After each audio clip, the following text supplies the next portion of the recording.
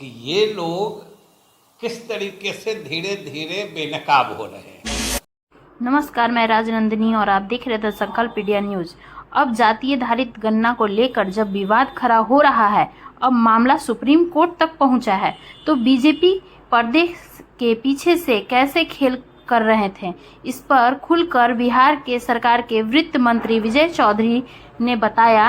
विजय चौधरी नीतीश कुमार के बहुत करीबी मंत्री हैं। उन्होंने बताया कि बीजेपी का खेल क्या है, बीजेपी कैसी खेल खेल रही है। बीजेपी चाहती है कि बिहार में जातीय आधारित गणना ना हो, जो कि बिहार सरकार अपने पैसे से कर रही है।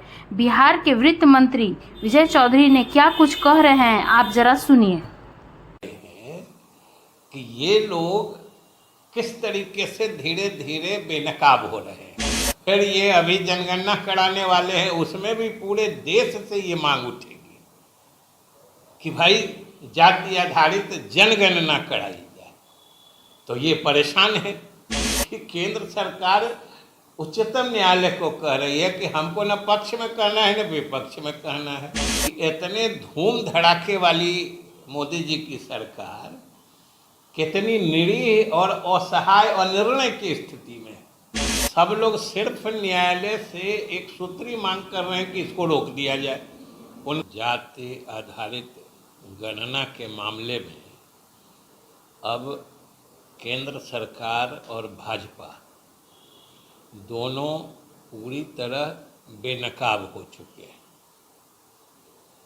सबको मालूम है कि इस मामले को पहले लोकहित याचिकाओं के माध्यम से पटना उच्च न्यायालय से उच्चतम न्यायालय तक घसीटने की और पेच फंसाने की कोशिश की गई, लेकिन बिहार सरकार की मुस्तैदी के कारण जब लोकहित याचिकाओं के माध्यम से वो इसे रोकने में सफल नहीं हो पा रहे थे, तो सबसे आश्चर्यजनक और दुख की बात है कि कल केंद्र सरकार स्वयं उच्चतम न्यायालय में इस मामले में कूद पड़ी।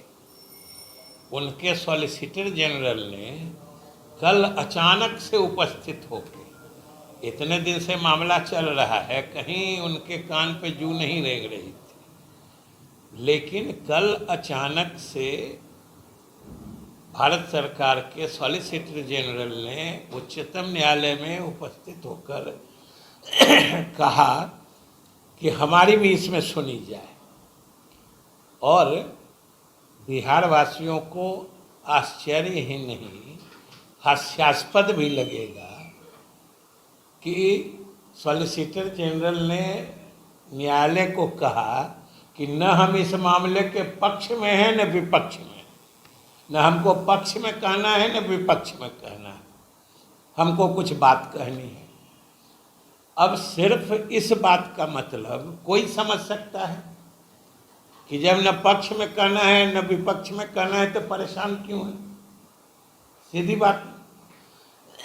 और मामले की सुनवाई चल रही है, अंतिम चरण में सुनवाई है। जितने याचिकाकर्ता हैं सब लोग सिर्फ न्यायालय से एक सूत्री मांग कर रहे हैं कि इसको रोक दिया जाए। उनका मालाफाइड इंटेंशन तो इसी से झलकता है कि और कुछ नहीं सुनिएगा बाद में, अभी इसको रोक दीजिए। और जब उच्चतम न्यायालय ने ये कहा है, लगातार कहा है सुनवाई के दौरान कि भाई हम पूरा मामला सुनने को तैयार हैं, लेकिन बिना सारी बात समझे हम बीच में ही इस प्रक्रिया को नहीं रोक सकते हैं, स्पष्ट कहा है। तब ये सारी साजिशें जब केंद्र सरकार और भाजपा ने देखा कि विफल हो रहा है, तो अंतिम अस्त्र के रूप में कल केंद्र सरकार स्वयं इस मामले में उच्चतम न्यायालय में कूद पड़ी है। सोच के देखिए कि आज तक उनको इस मुद्दे से कोई मतलब नहीं था, लेकिन जब बातें अब सार्वजनिक हो रही हैं तो अब उनको उनकी परेशानी बढ़ रही है। और जैसा कि हमने कहा कि हास्यास्पद तो यह है कि केंद्र सरकार उच्चतम न्यायालय को कह रही है कि हमको न पक्ष में कहना है न विपक्ष में कहना है। अब सोच लीजिए कि इतने धूम धड़ाके वाली मोदी जी की सरकार कितनी निरीह और असहाय और निर्णय की स्थिति में है कि न पक्ष में है न विपक्ष में, समझ में नहीं आ रहा है कि क्या है। फिर क्यों आए सर आपके? तो वही तो मतलब न्यायालय क्यों गए।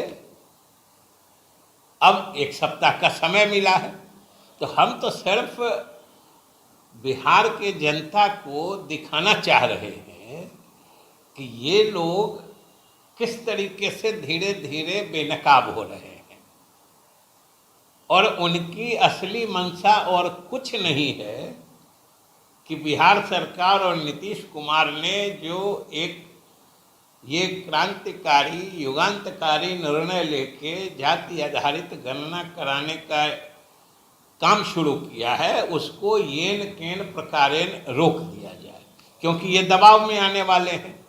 ये अगर हो जाता है तो अलग अलग राज्यों में भी इसकी मांग उठेगी।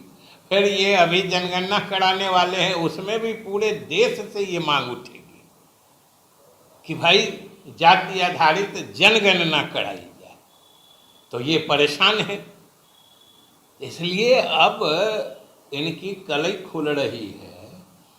लेकिन हम लोग आभारी हैं उच्चतम न्यायालय के और हमें पूरा भरोसा है कि जिस तरीके से अभी तक इनकी साजिशें सफल नहीं हुई है, भविष्य में भी इनकी कोई साजिश सफल नहीं होगी और उच्चतम न्यायालय के भी इजाज़त से जाति आधारित गणना का काम बिहार सरकार पूरा करेगी, जो देश में एक मिसाल कायम करेगा। और फिर से जिस तरह से कई मामलों में नीतीश कुमार के नेतृत्व में बिहार सरकार ने पूरे देश को रोशनी दिखाई है, ये मामला उसी तरीके से एक राष्ट्रीय स्तर